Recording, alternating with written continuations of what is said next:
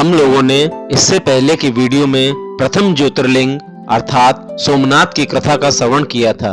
आइए इसी क्रम में दूसरे ज्योतिर्लिंग जिसे आदित्य ज्योतिर्लिंग या मल्लिका अर्जुन के नाम से भी जानते हैं, आज हम उसकी कथा का श्रवण करते हैं। यह ज्योतिर्लिंग भगवान शिव और माता शक्ति दोनों संप्रदाय के लिए महत्वपूर्ण है, क्योंकि इस ज्योतिर्लिंग की गणना 12 ज्योतिर्लिंगों में तथा देवी स्थान जिसे भ्रमरंबा 52 शक्तिपीठों में से एक शक्तिपीठ माना जाता है।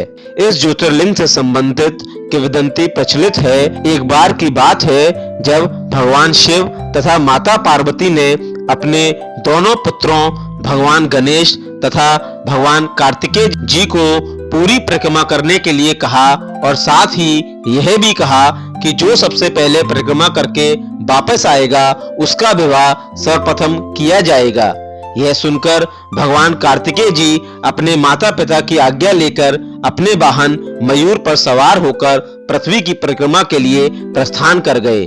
वहीं दूसरी ओर भगवान गणेश जी ने कुछ सोच विचार कर अपने माता पिता की परिक्रमा पूरी करते हुए कहा कि आप दोनों ही मेरे लिए सारा ब्रह्मांड हैं। इस बात से प्रसन्न होकर माता पार्वती तथा भगवान शिव ने भगवान गणेश जी का विवाह रिद्धि तथा सिद्धि के साथ संपन्न कर दिया। इसके पश्चात जब भगवान कार्तिकेय जी पृथ्वी की परिक्रमा करके वापस कैलाश पर्वत पर आए और देखा कि भगवान गणेश जी का विवाह हो चुका है, तो भगवान कार्तिकेय जी रुष्ट होकर दक्षिण की ओर श्री शैल पर्वत पर चले गए।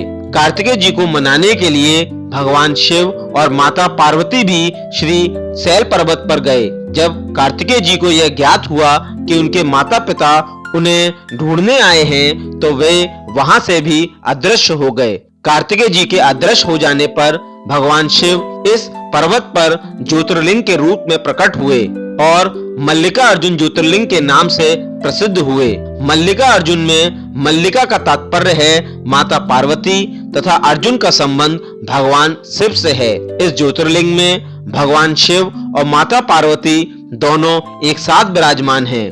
मल्लिका अर्जुन मंदिर को प्रेम तथा करुणा का प्रतीक भी माना जाता है। इसे दक्षिण का कैलाश भी कहा जाता है।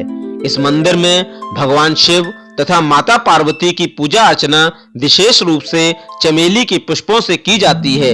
ऐसी मान्यता है कि इस ज्योतिर्लिंग के दर्शन करने से अश्वमेध यज्ञ के समान ही फल प्राप्त होता है तथा भगवान शिव अपने सभी भक्तों का कल्याण करते हैं। आप सभी पर भगवान शिव तथा माता पार्वती की कृपा बनी रहे, इसी आशा के साथ आप सभी से विदा लेता हूँ। धन्यवाद।